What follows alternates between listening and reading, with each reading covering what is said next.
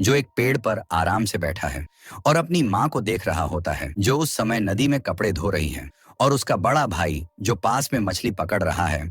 अचानक उसे एक दुश्मन का विमान आसमान में दिखाई देता है। उसकी माँ अपने बेटों को छिपने के लिए आवाज लगाती है, लेकिन सरजई अपनी जगह पर बैठा रहता है और वो यह दिखाता है कि डर नहीं रहा है। वह अपने गुलेल में एक पाइन शंकु लोड करता है और अपनी कल्पना में सटीक निशाना साधता है।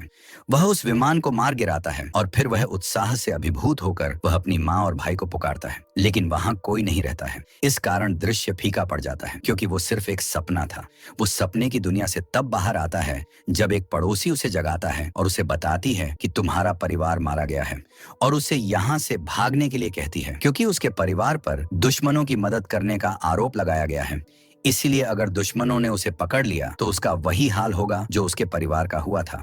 वह छोटे सरजई को खिड़की से बाहर धकेल देती है और खुद की कुर्बानी दे देती है, जबकि सरजई जंगल में भागते समय गोलियों की आवाजों को सुनता है, साथ ही जलते हुए घरों को भी देखता है। एक 6 वर्षीय बच्चा जो जंगल में ठोकर खाता हुआ पहुंच जाता है, भयभीत और अकेला है। उसे विश्वास नहीं है कि उसकी माँ चल बसी है। वह उसे पुकारता रहता है, लेकिन उसे खुद की आवाज के अलावा कुछ भी सुनाई नहीं देता है। उसे प्यास लगती है तो एक नदी के किनारे पर पहुंचता है, लेकिन उसी समय दुश्मन के सैनिक आ जाते हैं और उसे छिपने के लिए मजबूर करते हैं। वह एक पेड़ की जड़ों में छुप जाता है। वह मुश्किल से सांस ले पाता है। उसी समय एक सांप उसके चेहरे से कुछ इंच की दूरी पर रेंगता है। अगर वह चिल्लाता तो मारा जाता। वह अपनी सांस रोककर अपना मुंह भींच लेता है। जब तक कि खतरा टल नहीं जाता वह बच जाता है, लेकिन उसे खतरनाक भूख लग जाती है। वह सैनिकों द्वारा छोड़े गए खाने के टुकड़ों को ढूंढता है। वो बहुत ज्यादा थक जाता है। कीचड़ और दलदलों से होकर वह आगे बढ़ता है। तोप खाने की गर्जना होने के कारण उसके पैरों के नीचे की जमीन हिल जाती है। फिर वह फुसफुसाते हुए सो जाता है और वो एक सपना देखता है जहां उसकी माँ उसके और उसके भाई के लिए ताजा दूध डालती है, लेकिन उसकी शक्ति कम होती जा रही है। वह मुश्किल से अपनी आंखें खोल पाता है। वह एक छोटे से हेजहोग को पास आते हुए देखता है और फुसफुसाते हुए उसे मदद ढूंढने के लिए कहता है। सोवियत सैनिकों का एक समूह वहां पहुंच जाता है। उसे वापस कैंप में ले जाने के उनके फैसले से उनके कमांडर नाराज हो जाते हैं, लेकिन वे उसे ऐसी गर्मी में पीछे छोड़ने से भी इनकार कर देते हैं। सरजई मुश्किल से समझ पाता है कि क्या हो रहा है। एक घायल हाथ वाला आदमी उसके बगल में घुटनों के बल बैठा है, खुद का परिचय दे रहा है, जबकि लड़के के होंठ कांप रहे हैं क्योंकि वह उनके सवालों का जवाब दे रहा है। तो सभी को यह समझने में ज्यादा समय नहीं लगता कि सरजई के पास कहीं जाने के लिए कोई जगह नहीं है, क्योंकि वह एक अनाथ बच्चा है। एक रसोइया उसके खाने का भाप से भरा कटोरा दिया और सैनिक उसे आराम देने के प्रयास में उसके चारों ओर इकट्ठा हो गए। अगले दिन जब सूरज शिविर के ऊपर उगता है, लोग बाहर बैठकर बातें करते हैं और मजाक करते हैं। जिस सैनिक ने उसे पाया आंद्रे जर्मन भाषा का अभ्यास करता है, जबकि यूनिट दर्जी याकोब मोइच अपनी वर्दी को पैच करता है। अचानक उनकी बातों में रुकावट आती है क्योंकि दुश्मनों ने वहां पर हमला कर दिया। मेडिकल टेंट में नर्स कात्या सरजई के घावों की देखभाल करती है, जबकि उसे मोटा हार्डी स्टू खिलाने का प्रयास करती है।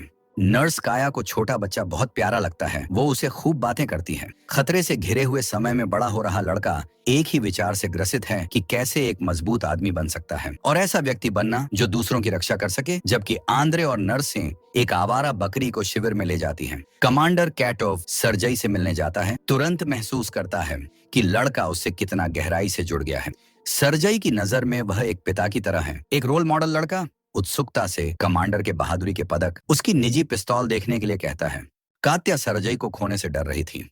कमांडर से विनती करती है कि उसे पीछे के अनाथालय में न भेजा जाए। वह उसकी और बाकी सैनिकों की देखभाल की जिम्मेदारी लेने का वादा करती है। हालांकि कमांडर को यह विचार पसंद नहीं आता। बाद में नर्सें कागजी कार्रवाई भरती हैं, लड़के के भविष्य पर बहस करती हैं। कात्या को डर है कि अगर उसे अभी भेज दिया तो वह उसे फिर कभी भी नहीं पा सकती। रीता, एक और अन्य नर्स, बड़बड़ाती है कि कमांडर एक जिद्दी अधिकारी है जो कभी नियमों को नहीं तोड़ता। सैनिकों को भी सरजई से लगाव हो गया है। यागोर मक्सिमोविच पूरी सैनिक यूनिट की ओर से बोलते हुए कमांडर से आग्रह करते हैं कि वे लड़के को उनके पास रहने दें। वे उन सभी चीजों का प्रतिनिधित्व करते हैं जो वे लड़ रहे हैं, उनके बच्चों के लिए जो घर पर इंतजार कर रहे हैं, वे नागरिकों की रक्षा कर रहे हैं और वे अपना भविष्य जिसके लिए वे खुद को बलिदान कर रहे हैं। लेकिन कमांडर का बच्चे को देखने का नजरिया अलग है। वह जानता है कि लड़के को युद्ध के बीच में रखना बहुत खतरनाक है। फिर एक हमला होता है। कात्या घायल सैनिक को खाइयों से खींचती है। कात्या घायल हुए सैनिकों को सुरक्षित टेंट में ले जाती है। जब लड़ाई खत्म हो जाती है तो सरजई अब पूरी तरह से ठीक हो चुका है। कैंप में ऐसे घूमता है जैसे कुछ हुआ ही ना हो। कमांडर लकड़ी की बनी हुई पिस्तौल एक यादगार के तौर पर देता है। सरजई हिचकिचाता है, उसकी आवाज में भावनाएं भर जाती हैं, क्योंकि वह यहां से जाने से डरता था। कमांडर उसके शब्दों से प्रभावित होता है। इस लड़के के लिए कुछ अलग महसूस करता है, क्योंकि उस लड़के का इंतजार करने वाला कोई नहीं बचा है। सरजई को दूर भेजने के बजाय कमांडर कैटोफ एक अप्रत्याशित निर्णय लेता है। वह उसे गोद लेने की पेशकश करता है, जिसे बाकी सैनिक बहुत खुश होते हैं। याकोव मिच को सरजई के लिए नई वर्दी बनाने का काम दिया जाता है। सरजई शांतिपूर्ण अपनी मां का सपना देखना जारी रखता है। उसी समय कैटोफ मेडिकल टेंट में चला जाता है। सुबह सुबह कैटोफ उसे एक आश्चर्य के साथ जगाता है। असली सैन्य वर्दी को लड़का उत्सुकता से इसे पहनता है। इससे पहले कि वह अपने नए पोशाक का आनंद ले सके, दुश्मन के विमान हमला करते हैं। शिविर में अराजकता फैल जाती है, क्योंकि बम उनके चारों ओर फट जाते हैं। सरजई युद्ध के मैदान से भागता है। धुएं में लाशें, अपने परिवार के लोगों को खोने से भयभीत एक फील्ड मेडिकल उसे घबराने के लिए डांटता है और उसे बताता है कि युद्ध में केवल एक ही काम करना है, जीत पर विश्वास करना और हर संभव मदद करना। फील्ड मेडिकल की सलाह के बाद सरजई मेडिकल टेंट में घायलों के लिए पानी लाना शुरू करता है। क्षतिग्रस्त आंखों वाला एक सैनिक उसे घर से आए हुए एक पत्र को पढ़ने के लिए कहता है, लेकिन लड़का पढ़ना नहीं जानता था। जल्दी से सोचते हुए वह भावुक कहानी सुनाने लग जाता है, जिससे सैनिक को हंसी आने लगती है। फिर वह उनके लिए एक गाना गाता है। उस रात बाद में उनके आसपास के दर्द के बावजूद सैनिकों का उत्साह बढ़ने लगता है। कात्या उसे अपनी गोद में आराम करवाती है। उसी समय कैटोफ भी वहां आ जाता है, जिसे सरजई अचानक जाग गया और केवल एक ही बात पूछता कि क्या उन्होंने दुश्मन को हरा दिया है। फिर वह कमांडर कैटोफ को पापा कहने लगता है। लड़का गर्व से अपने डर पर काबू पाने के लिए घोषणा करता है कि वह कैटोफ का सहायक बनना चाहता है, ये समझाते हुए कि युद्ध में हर किसी की अपनी भूमिका होती है। वह पूछता है कि उसकी वर्दी किसने बनाई। उसका धन्यवाद देने के लिए उत्सुक वे शिविर से गुजरते हैं और याकोव मिच के तंबू के खंडहरों तक पहुंचते हैं। सरजई लगातार सैनिकों की नकल करना जारी रखता है, जैसे दाढ़ी सेव करना, उनको सलामी देना। अपने वास्तविक कर्तव्य के लिए पहले तैयार होता है। कैटोफ अंत में उसे विभिन्न इकाइयों को मेल पहुंचाने का एक आधिकारिक कार्य देता है। सैनिक को जब उनके घर से पत्र मिलते हैं तो वह बहुत खुश होते हैं। परंपरा के अनुसार जिन्हें मेल मिलता है उन्हें उत्सव के रूप में नृत्य करना चाहिए, जिससे सरजई को यह मनोरंजक और हृदय स्पर्शी लगता है। एक दिन दूरबीन के साथ नदी के पास घूमते हुए उसे कुछ असामान्य दिखाई देता है। एक पैर हैस्ट स्टैक से बाहर निकलता है, वापस कैंप की ओर भागता है। वह आंद्रे को इस बारे में सूचना देता है और स्काउट्स को जांच करने के लिए मना लेता है। इस बीच कैटोफ और उसका ड्राइवर कात्या और रीता को ले जाता है, जो जामुन इकट्ठा करने के लिए बाहर गए थे। रीता ने चंचलता से कैटोफ से पूछा कि घर पर उसका इंतजार कौन कर रहा है, लेकिन उसने बस इतना कहा कि उसके पास कोई नहीं है। स्काउट्स हैस्ट स्टैक तक पहुंचते हैं और उसे आग लगा देते हैं, जिससे दो छिपे हुए दुश्मन स्काउट से बाहर निकल आते, जिन्हें तुरंत पकड़ लिया जाता है। सरजई अपने मेल ड्यूटी पर लौटता है, लेकिन जब उसे पता चलता है कि सभी सैनिक अपना पत्र प्राप्त करने और नृत्य करने के लिए वापस नहीं आते हैं, तो उसे बहुत बुरा महसूस होता है। उसके किए गए प्रयासों पर किसी का ध्यान नहीं जाता है और वह एक असली हथियार और एक आधिकारिक रैंक पाने के लिए तरसता है। आखिरकार गोद लेने के कागजात आ जाते हैं। सरजई आधिकारिक तौर पर रेजिमेंट के साथ रह रहा है। उत्साहित कैटोफ और सरजई गोद वाली खबर को कात्या के साथ साझा करने के लिए जल्दी करते हैं। वे उसे ढूंढते हैं जो नदी के पास बैठी हुई थी, लेकिन वे अकेले नहीं हैं जो उसे ढूंढ रहे हैं। एक सैनिक केटस उसका पीछा कर रहा है और जैसे ही वह असहज होती है, सरजई केट्स को बाधित करने के लिए दौड़ता है और दूर से देखता है कि वह कुछ नहीं करता है, जिसके कारण वह आगे बढ़ने में संकोच करता है। केट्स एक और लड़ाई के दौरान स्थिति से बचता है। सरजई बहादुरी से गोला बारूद को दुश्मन की आग के नीचे खाइयों में पहुंचाता है। यागोर मैक्सिमोविच उसकी सुरक्षा के लिए चिंतित है, उसे कमांडर के बंकर में शरण लेने का आदेश देता है, लेकिन लड़का इसके लिए मना कर देता है। लेकिन एक वरिष्ठ से आदेश मिलने के कारण उसके पास कोई विकल्प नहीं बचता है। अनिच्छा से सरजई आज्ञा का पालन करता है और बंकर से लड़ाई को देखता है। जब इकाइयों में से एक संचार टूट जाता है, कैटोफ रेडियो ऑपरेटर को इसे ठीक करने का आदेश देता है। सरजई पीछे नहीं रहना चाहता है, तो मदद करने के लिए दृढ़ संकल्प से बाहर निकलता है। वह टूटे हुए तार को ढूंढता है और खाई के माध्यम से रेंगता हुआ टूटे हुए तार की ओर जाता है। एक घायल सैनिक से पूछता है कि केबल को फिर से कैसे जोड़ा जाए और लड़का सावधानी से तार को जोड़ देता है। युद्ध के बाद सरजई एक सैनिक के बगल में बैठा है और तारामंडल में सितारों को देख रहा है। उसे एक माँ और बेटी दिखाई देती है, लेकिन पिता कहाँ है? उसके विचार बदल जाते हैं। युद्ध और बहादुरी से परे वह प्यार के बारे में सोचना शुरू कर देता है। किसी से प्यार करने का क्या मतलब है? यह सवाल उसके दिमाग में तब तक बना रहता है जब तक कि अगले दिन वह कात्या के पास यह दावा करते हुए नहीं पहुंच जाता कि उसके पिता बहुत बीमार हैं। मतलब सरजई यहाँ कैटोफ के बारे में कह रहा था। कात्या घबराकर सब कुछ छोड़कर मदद करने के लिए जाती है और वो वहां पहुंचकर देखती है कि कैटोफ तो शांति से सो रहा था। इसका मतलब सरजई ने उससे झूठ बोला था। सरजई की सोच थी कि वह दोनों एक दूसरे से प्यार करने लग जाए, लेकिन कैटोफ चुप रहता है। कात्या शर्मिंदा और निराश होकर वहां से चली जाती है और कैटोफ कुछ देर की हिचकिचाहट के बाद आखिरकार उसका पीछा करता है। शिविर में एक नया आगमन किया नामक एक प्रशिक्षक सैनिक सरजई को प्रशिक्षित सेवा कुत्तों से परिचित कराता है। सरजई इन कुत्तों के काम से मोहित हो जाता है। इन कुत्तों का कार्य होता है जैसे युद्धकार की देखभाल, प्राथमिक चिकित्सा आपूर्ति और घायल सैनिकों को जगाए रखने में सहायता करता है। उन्हें काम करते हुए देखता है। उसे एहसास होता है कि जानवरों की भी युद्ध में अहम भूमिका होती है। वे अपने कौशल का प्रत्यक्ष अनुभव करने के लिए उत्सुक हैं।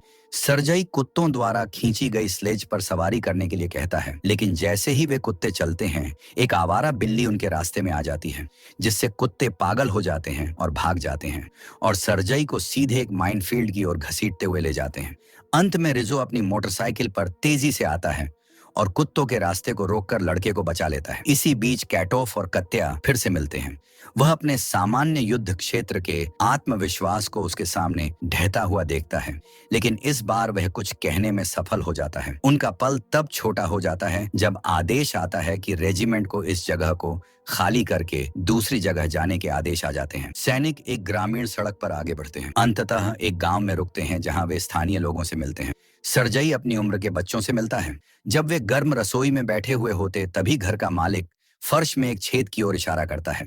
एक जर्मन बम का अवशेष जो छत और फर्श को चीरता हुआ गिरा, लेकिन भाग्य से वो वहां विस्फोट नहीं हुआ। सभी बाहर जाते हैं। बम को सावधानी पूर्वक हटा दिया गया और खतरे को दूर करने के साथ रेजिमेंट ने अपनी यात्रा फिर से शुरू कर दी। लेकिन जैसे ही वे आगे बढ़ते हैं, काफिला एक बारूदी सुरंग से टकराता है।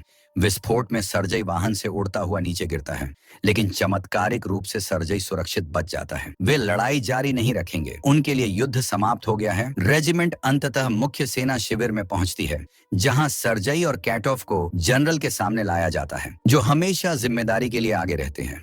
लड़का एक और काम मांगता है और उसे दूसरी कंपनी में उनके उपकरणों का निरीक्षण करने के लिए नियुक्त किया जाता है। लेकिन जब वह पहुंचता है तो सैनिक उसे गंभीरता से नहीं लेते हैं। आपूर्ति की जांच करने के बजाय वे उसे चाय और चॉकलेट देते हैं। छोटे लड़के द्वारा सैनिक की भूमिका निभाने से खुश होते हुए भी सरजई स्वयं को साबित करने के लिए दृढ़ संकल्पित है। जब समय आता है तो वह उपहार लेने से इनकार कर देता है। सरजई पढ़ना लिखना नहीं जानता, लेकिन साधन संपन्न लड़का इसके लिए एक रास्ता ढूंढ लेता है। वह एक अधिकारी से फटे हुए जूतों वाले सैनिकों की सूची बनाने के लिए कहता है, ताकि यह सुनिश्चित हो सके कि उन्हें प्रतिस्थापन मिल जाए। जनरल उसकी पहल से प्रसन्न होता है, लेकिन सरजई इससे भी बड़ा अवसर देखता है। वह बिना किसी हिचकिचाहट के वह उच्च पदस्थ अधिकारी से मिलता है और अपने पिता और कात्या की शादी करने की आधिकारिक अनुमति मांगते हुए एक साहसिक अनुरोध करता है। सरजई को डिवीजन गार्ड की उपाधि से सम्मानित किया जाता है, जो उनकी बहादुरी की एक प्रतिष्ठित मान्यता है। सरजई हमेशा सपने देखने वाला व्यक्ति की कल्पना करता है कि वह अपने सभी साथियों के सामने सम्मान का पदक प्राप्त करते हुए आगे बढ़ रहा है। जब वह रैंकों से आगे बढ़ता है तो वह उन लोगों के चेहरे देखता है जो उसके परिवार बन गए हैं। आंद्रे, जिसने उसे सबसे पहले पाया, दयालु रिजो, बुद्धिमान याकोब मोइच को देखता है। वे सभी उसे गर्व से देखते हैं, लेकिन जैसे ही वह अपने सपनों में खो जाता है, कठोर वास्तविकता टूट जाती है। वह और निकोलाई एक सीधे हवाई हमले में फंस जाते हैं। विस्फोटों से जमीन हिल जाती है और जब सरजई एक खाई में छिपने के लिए भागता है तो वह डर के मारे देखता है कि कमांडर का बंकर ढह जाता है। सरजई मलबे की ओर भागता है और आगे बढ़ने का प्रयास करता है और निकलोई को फंसाने वाली भारी बीम को हटाने का प्रयास करता है। उसके छोटे हाथ लकड़ी को पकड़ते हैं, जिससे उसकी मांसपेशियां तनावग्रस्त हो जाती हैं, लेकिन इसका कोई फायदा नहीं होता है। निराश होकर वह मदद के लिए दौड़ता है। सैनिक घटनास्थल की ओर दौड़ते हैं और मलबे से अपने कमांडर को निकालने में सफल हो जाते हैं। निकोलाई गंभीर रूप से घायल है। कमांडर हॉस्पिटल में भर्ती रहता है। कात्या उसकी देखभाल करती है। सरजई उसे मिलने आता है। लड़का घायल कमांडर, जो उसका पिता बन गया है, उसे देखकर वह अभिभूत हो जाता है और अपने आंसू रोक नहीं पाता है। कमांडर उसे याद दिलाता है कि बहादुर कभी रोते नहीं हैं और इसी सस्पेंस के साथ मूवी समाप्त होती है। मूवी अच्छी लगी तो लाइक और सब्सक्राइब कर दे। Thanks for watching.